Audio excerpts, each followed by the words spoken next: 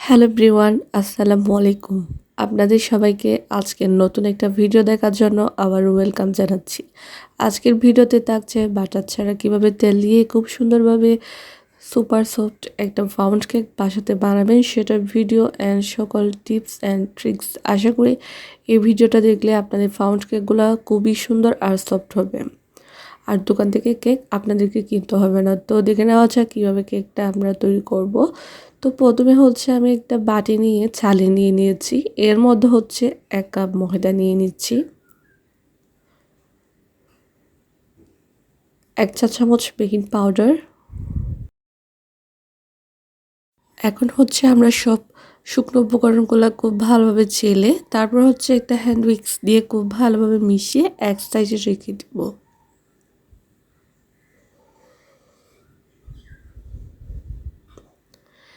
এরপর আমি হচ্ছে অনেকটা মিক্সিং বোলের মধ্যে 3টা ডিম নিয়ে নিচ্ছি। এক বিটার সাহায্যে বিট করতে থাকবো যতক্ষণ না অল্প ফোম হয়ে আসবে ততক্ষণ পর্যন্ত।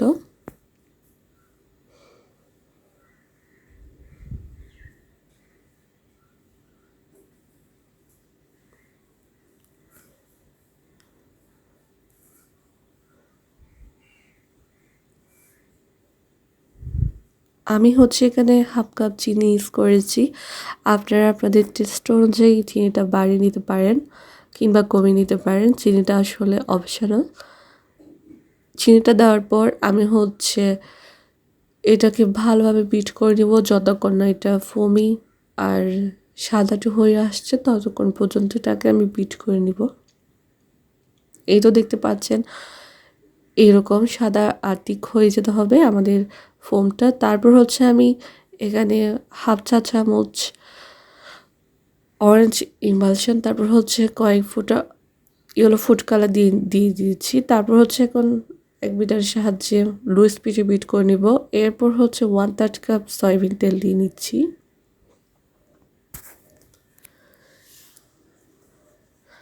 কয়েক সেকেন্ড বিট করে নেওয়ার পর এখন হচ্ছে আমি বিটারটাকে অফ করে নিব।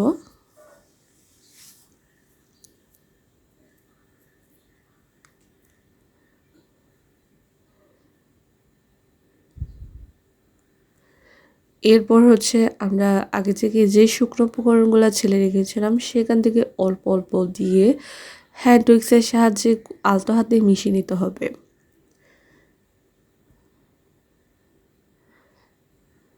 তো এটাকে কয়েকবার দিয়ে মিশিয়ে নিতে হবে যাতে করে ফোমটা নষ্ট হয়ে না যায়। তো এখানে হচ্ছে আমি 1/3 কাপ অরেঞ্জ জুস দিয়ে দিচ্ছি। আবার সব কিছু খুব ভালোভাবে মিশিয়ে নিচ্ছি।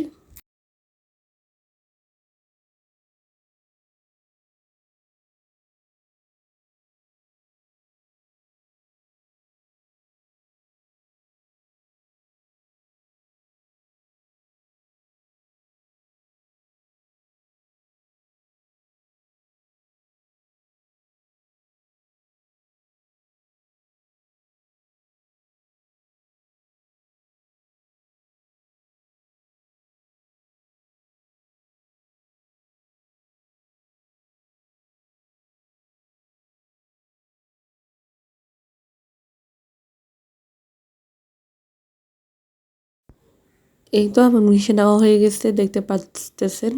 তো এখন হচ্ছে আমি একটা পেছলার সাহায্যে সব কিছু খুব ভালোভাবে মিশিয়ে নিচ্ছি। আপনাদেরকে এইরকম ব্যাটারটা ঘনত্ব রাখতে হবে, খুব বেশি পাতলাও করা যাবে না আবার খুব বেশি ঘন করা যাবে না। তো এভাবেই আপনাদেরকে ব্যাটারটা তৈরি করে নিতে হবে। তো এখন হচ্ছে আমি একটা 8 ইঞ্চ পাউন্ড কেক মোল্ডের মধ্যে ব্যাটারটাকে ঢেলে নিচ্ছি। আর মোল্ডের মধ্যে অবশ্যই একটা কাগজ দিয়ে দিবেন তাহলে মোল্ড আউট করতে খুব সহজ হবে। তো আমি হচ্ছে ব্যাটারটা খেয়ে সুন্দরভাবে ঢেলে নেওয়ার পর এখন হচ্ছে ওভেনের মধ্যে দিয়ে দিব। ওভেনে দেওয়ার আগে আমি হচ্ছে ব্যাটারটাকে একটু সমান করে নিচ্ছি। এর কারণ হচ্ছে কেকের মধ্যে এয়ার বাবল থাকলে সেটা নষ্ট হয়ে যাবে আর কেকটা সুন্দর হবে বেক হওয়ার পর। তো আমি এখন হচ্ছে ওভেনের মধ্যে দিয়ে দিব। এটা 10 মিনিট ফ্রি হিট হয়েছিল, এখন অফ হয়ে গেছে। তারপর হচ্ছে আমি মোলটাকে দিয়ে নিচ্ছি। দেওয়ার পর হচ্ছে আমি টাইমটা সেট করে নিব।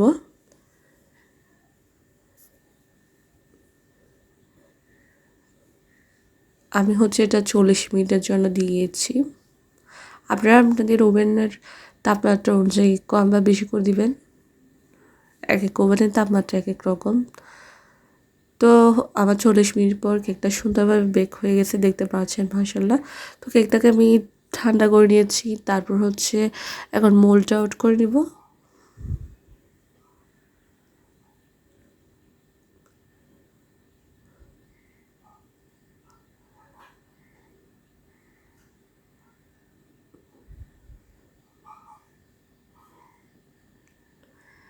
এই তো দেখেন কেকটা কতটা সফট আর স্পঞ্জি হয়েছে, মানে একটা পারফেক্ট ফাউন্ড কেক।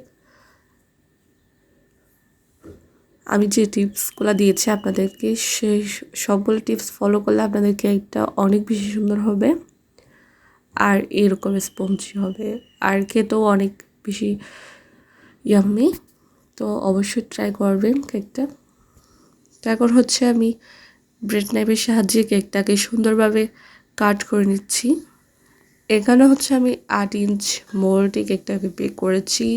তারপর হচ্ছে আমার এখানে 13টা কেক স্লাইস হয়েছে, ফ্রিজ করেছি। তো আপনারা আপনাদের পছন্দ অনুযায়ী ছোটো কিংবা বড় করে কাটতে পারেন। আমি যেভাবে কেটেছি সেটা হচ্ছে একদম পারফেক্ট স্লাইস করে নিয়েছি। তো এই তো দেখতে পাচ্ছেন কেকটা কতটা সুন্দর আর স্পঞ্জি হয়েছে। যত